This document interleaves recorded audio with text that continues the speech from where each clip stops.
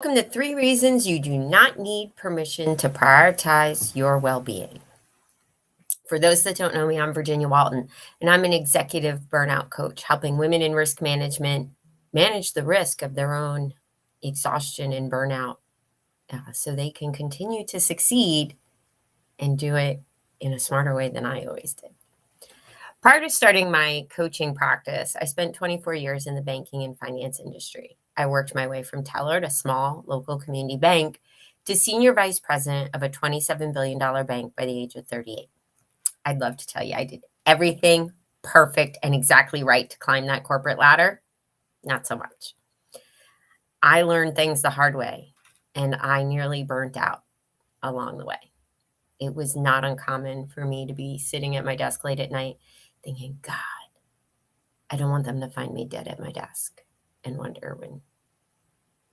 That's a pretty horrid thought at 30 something.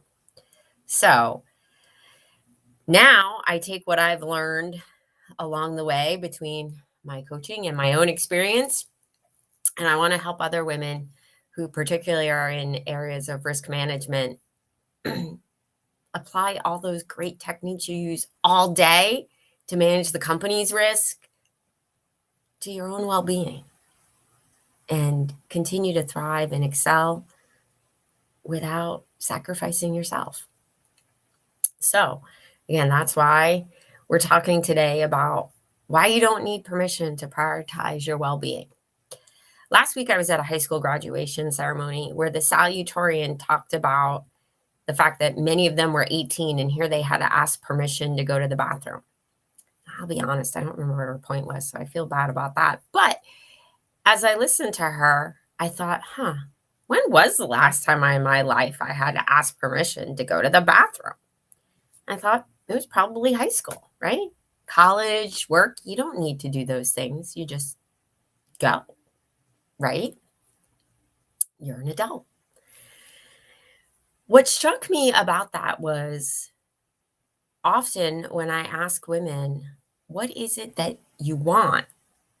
The most common answer was permission. Now, what they wanted permission for varied.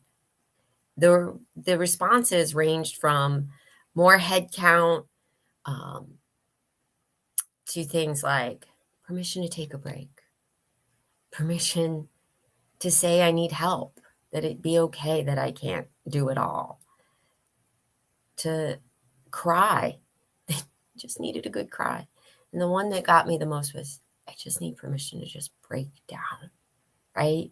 So staff, vacation, just permission to feel my emotions and let them be okay. So why is it we feel we need permission, right? Again, we don't need permission to go to the bathroom. You're an adult. You don't need permission to go buy a car or buy a house or have children. I mean, you discuss, you plan, but nobody has to write you a permission slip. Nobody has to give you a hall pass for these things. I mean, even early in our careers, yeah, we had to ask for permission to use our PTO, but it was really just to make sure that everybody wasn't out at the same time and that you had coverage or that you weren't shorthanded at a critical business time. But you probably started to learn when those were, so you asked. And by this level in your career, you know. So really asking your boss is really just courtesy or inputting it into your formal tracking system so that HR is aware. It's not really permission. So again, why do we think we need permission for things like a break and permission to feel our emotions? Yeah, you need permission for more headcount. That one I'll give you. That's a budgeting issue. So good luck with that as it comes up in the next few months. So why don't you need permission? One, you're an adult. Just like that 18-year-old said, we're adults. And here we needed permission to go to the bathroom. Well, now you're out of school. You don't. You don't need permission for these things. You are an adult. I admit there are days where I'm like, really? I'm an adult? I think of myself as a giant goofball as I play with the kids next door. But that's the reality. You don't need permission to have that extra glass of wine at dinner, to sleep in a little late, to skip the workout, right? You make those decisions on your own and you execute. Just like all day at work, you make decisions and you execute. So make the decision to give yourself what you need and execute. Reason 2, you want to give your best, right? You don't need permission, but the only way to give your best is to take care of yourself. There's a great quote by Eleanor Brown. You cannot serve from an empty vessel. Let that sink in for a second. Think about it. If you were hosting a dinner party or family gathering, you wouldn't put empty serving dishes on the table and expect your guests to go home satisfied, right? No, you do your best to make sure that there's an enjoyable meal, that they have an enjoyable time. You're constantly probably checking to make sure, did they have enough, that their glasses are refilled? Does anybody want more before you clear the table, right? You want them to have the best experience possible in your home. Just like you go to work every day, you want to give your best. You want to give your best to your team, your peers, your boss, your family. But if you're the empty vessel, there's nothing to give, right? So if you're going to work and through your days exhausted, tired, run down, you're not serving a beautiful meal. You're giving them the leftovers. And not even the good leftovers. I'm talking the Thursday night, we got to eat this so that there's room in the fridge for groceries tomorrow or Saturday when I go shopping. Yeah, that's what you're given. The leftovers that have been in the fridge since Sunday, and it's now Thursday, and they got to be eaten. That's a horrible experience. Don't get me wrong. I'm all for eating your leftovers and making room in the fridge and not wasting. But you get the point, right? That's not the best meal. It sustains you. It doesn't waste the food. It nourishes you, but it's not the best, right? And that's not how you start every day. You're not going through your day looking to just half-ass it. So if you want to give your best to everyone and everything that's important to you, you got to give yourself permission to rest, to feel your emotions. Fighting them is not doing you any good. Let it out. It's important to your own well-being. Reason 3, permission is implied. Just like that permission that if you need to get up during a meeting and use the restroom, or you're dying of thirst, you need to go get that bottle of water, the permission is implied. Get up and go do what you got to do and come back, right? Sitting here hacking in the meeting rather than going and getting something to drink isn't helping. It's implied. Permission to take care of yourself is implied. Just like once you're an adult, the permission to buy a home, buy a car, start a family, it's implied. Nobody can tell you no. Financing those things is another story. But the ability to go and decide, I'm going to do this, does not require permission. I remember I was married and in my 30s, and we were car shopping. And we went from something practical and fuel efficient, because this was another year where gas was a little crazy, not as crazy as now.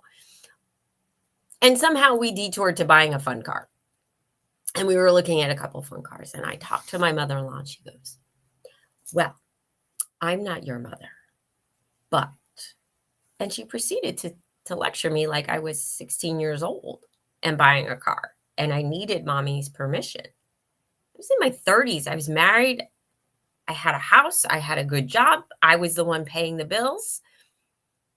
I didn't need her permission. And that's exactly what I thought as I'm listening to my very sweet mother-in-law. Don't get me wrong. But I thought, I don't need my mother's permission. I'm an adult. Yet again, I constantly speak to women who are adults saying, I just want permission. I want permission to take a break. I want permission to fall apart. You know what?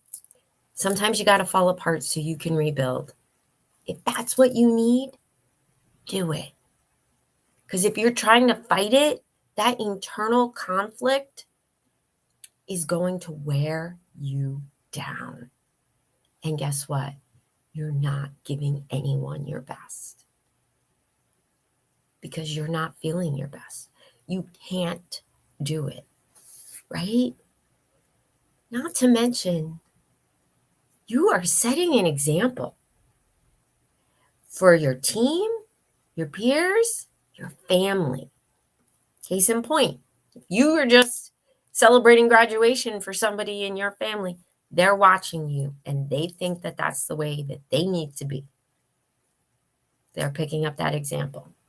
So now you're promoting everybody giving the Thursday night leftovers. Is that really what you want? Is that what you want for your children, your team? You care about them? No. Your actions speak way louder than anything you say, right? If you're of my generation, you remember the old commercial where the father finds the 14-year-old boy's box of drugs. He goes, how did you even learn how to do it? I learned by watching you, Dad. Right? The people around you are looking to you as an example. So if you're not giving yourself permission to be healthy, to be well, to take the break, to go on vacation, to disconnect, to say, you know what, at 7:00, I stop looking at work emails, unless it's truly an emergency. Most things are, or I take Saturday or Sunday, and you know what? Today that we don't plan, we just go with the flow, we're relaxed. Whatever you need to be well, and it's different. What I need and what you need is different. So remember, you're setting that example. So if you can't give permission for yourself, do it for those around you till it becomes a habit.